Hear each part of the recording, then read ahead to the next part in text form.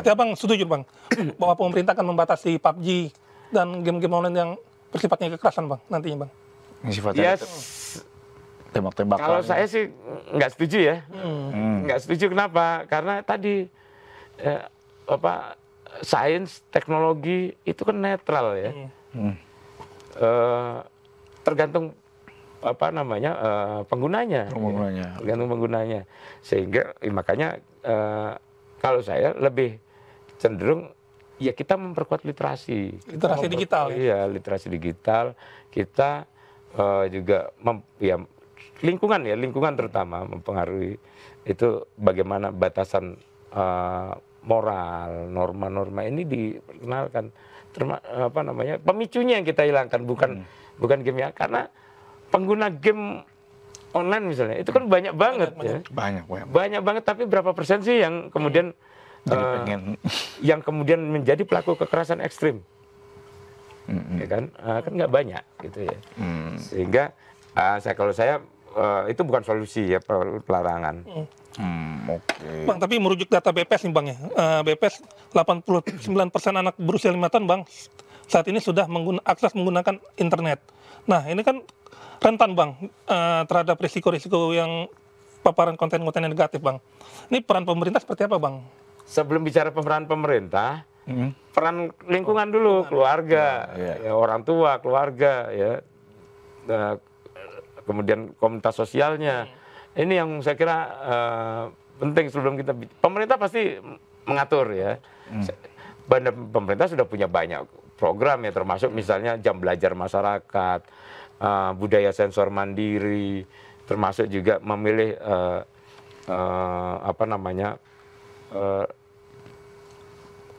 istilahnya itu yang terkait usia, itu batasan usia ya, mengatur batasan usia terhadap tontonan atau konten-konten dan kemudian juga games itu kan ada aturan batas usia ya. Nah, tapi seberapa banyak orang tua yang menerapkan parental control yang baik? Betul. Ya. Ini yang paling utama karena sekali kita permisif ya susah lagi anunya. Nah, pemerintah sudah menerapkan batasan, tapi yang bisa menegakkan itu kan lingkungan. Di rumah, di sekolah terutama, ya kan.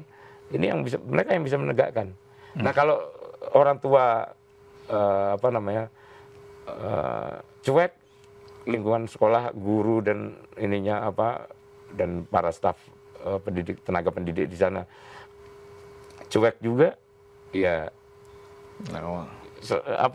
ya akan makin banyak dampaknya gitu ya. Tapi sepanjang aturan yang ditegakkan oleh orang tua, bersepakatlah orang tua dengan anaknya kan. Ya misalnya berapa jam menggunakan gadget ya.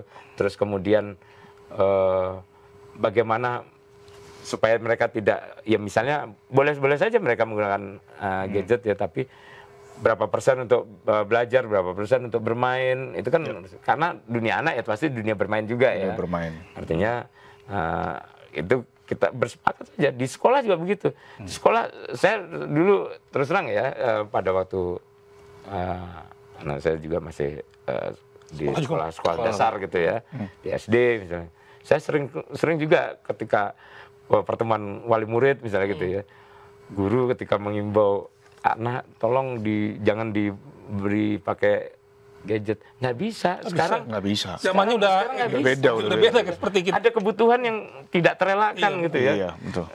Bagi anak ini untuk dia menggunakan gadget, nggak bisa. Sehingga kalau saya kemudian menyarankan dalam pertemuan-pertemuan seperti itu, kalau ini kita tidak bisa hindari, ya libatkan gadgetnya itu, dilibatkan untuk belajar. Iya. Iya kan? Bukan dilarang, tapi diarahkan untuk ya, dilibatkan gadget. Misalnya bagaimana anak diajari untuk bagaimana mencari, menelusuri, mengelola informasi yang dia dapat dari internet misalnya. Seperti itu. Bagaimana ya kan banyak ya tugas-tugas sekolah yang bisa diberikan dengan melibatkan penggunaan gadget kan gitu. Nah, masalahnya kan tapi guru-guru ini juga punya problem. Nggak semua memahami teknologi dengan baik kan gitu.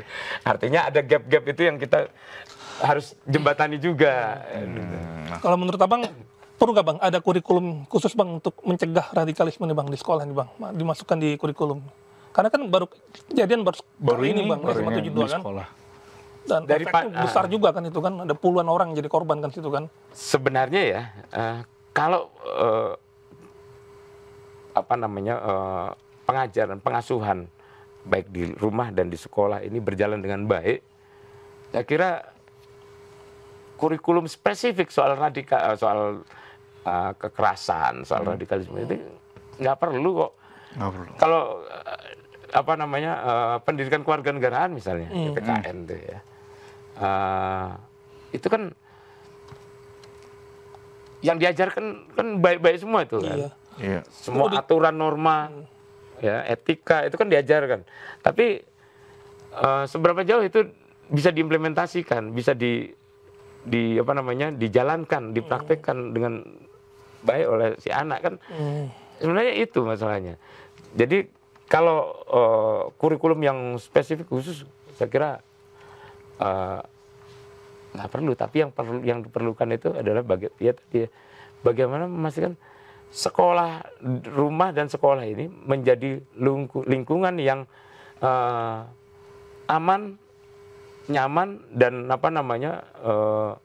bermanfaat bagi anak gitu loh.